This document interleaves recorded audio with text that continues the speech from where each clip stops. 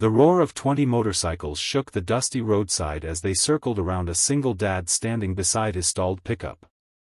The engines growled like thunder, the air trembled, and for a heartbeat, it felt like the world had shrunk into a ring of steel and leather. At the center stood a worn-out veteran holding a grocery bag and his son's broken science project, both trembling as chrome headlights locked onto them. But the moment the biker leader stepped forward, her boots crunching on gravel, her eyes fell on the faded Marine Corps tattoo on the man's forearm, and she froze mid-step, as if she had seen a ghost from a lifetime she thought she'd buried.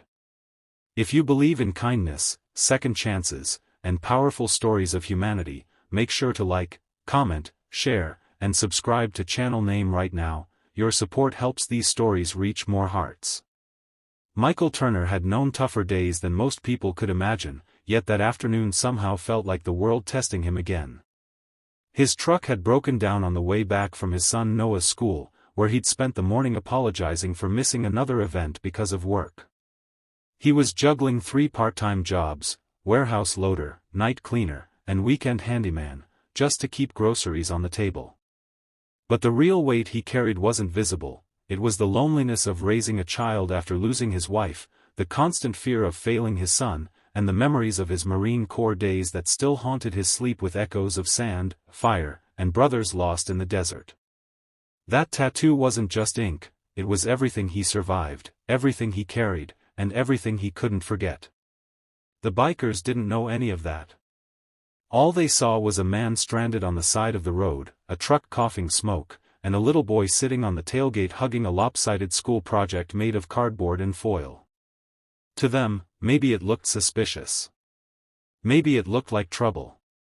But the biker leader, a tall woman with braids dyed the color of storm clouds, stepped closer with a strange familiarity trembling in her eyes.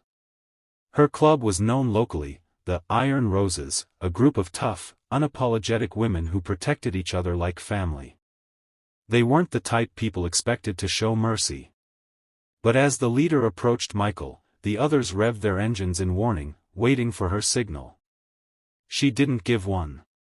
Instead, she stared at the tattoo on his arm as if reading a story only she could understand. Michael didn't lift his eyes.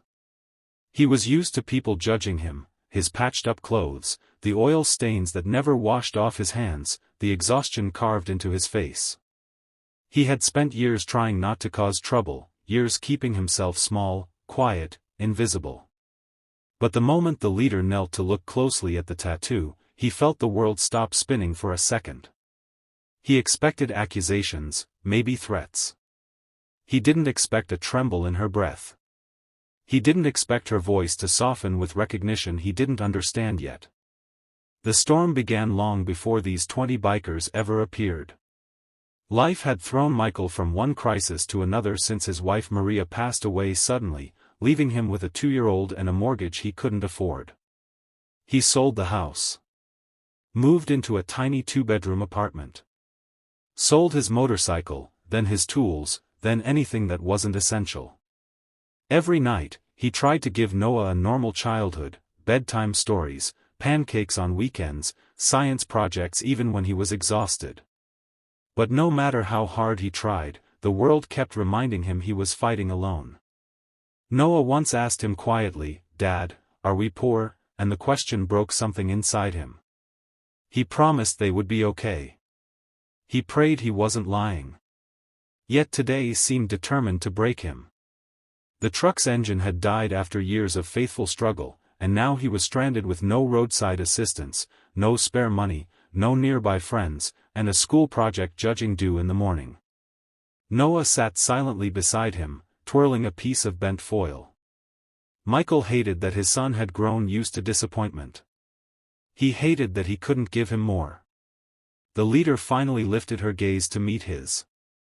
It wasn't anger in her eyes. It was disbelief, recognition, something deeper. She stood up, motioned, and instantly the engines around them cut off. The sudden silence felt heavy, almost sacred. The other bikers looked confused but obeyed. The leader stepped closer, her voice low, steady, carrying the weight of memory. Though no spoken dialogue will be written, her quiet presence said everything. I know that tattoo. I know what it took to earn it. I know what you've survived." The Iron Roses shifted uneasily as their leader's expression softened. She signaled them with a quick motion, and two bikers hopped off their motorcycles, walking toward Michael's truck to peer under the hood. Michael blinked, unsure whether this was help or another kind of trouble. He stepped closer instinctively, protective of Noah, but the leader held up a calm hand, not to stop him, but to reassure him. She glanced at Noah and then back at Michael, as if acknowledging the invisible battle this man fought every single day. The women poked around the engine, murmuring among themselves. Slowly, they pieced together the problem: a blown gasket, a cracked hose, maybe even more damage.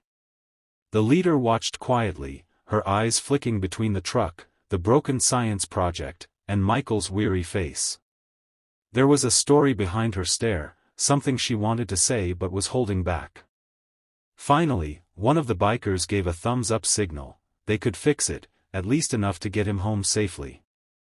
The transformation in the next few minutes felt unreal. Wrenches clicked, metal clanged, and the Iron Roses, tough, tattooed women with the reputation of wolves, became an unexpected pit crew. They worked with efficiency, skill, and a kind of practiced teamwork that reminded Michael of his Marine days. Their leader supervised, occasionally brushing her fingers over her own forearm where a faint, long-healed scar peeked from under her leather vest. The more she watched Michael, the more her expression shifted, from surprise to respect, from caution to empathy.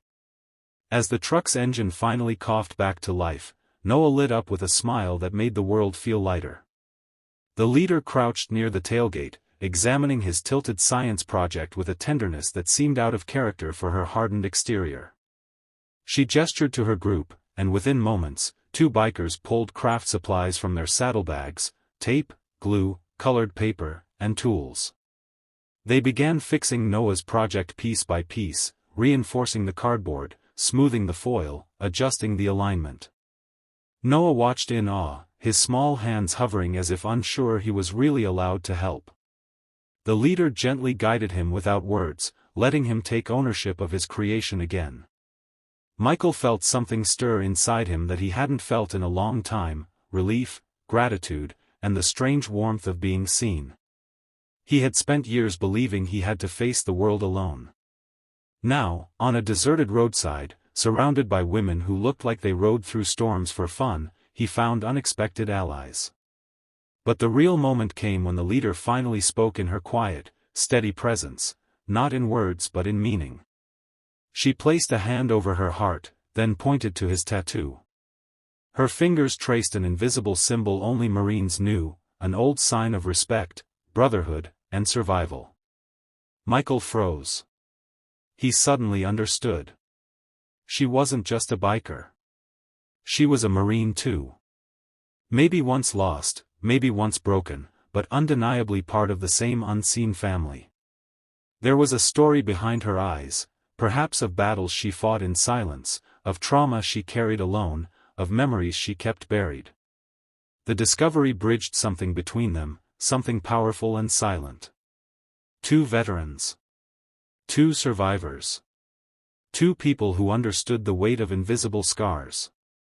When the truck was finally repaired, and the science project stood stronger than before, Michael felt his throat tighten.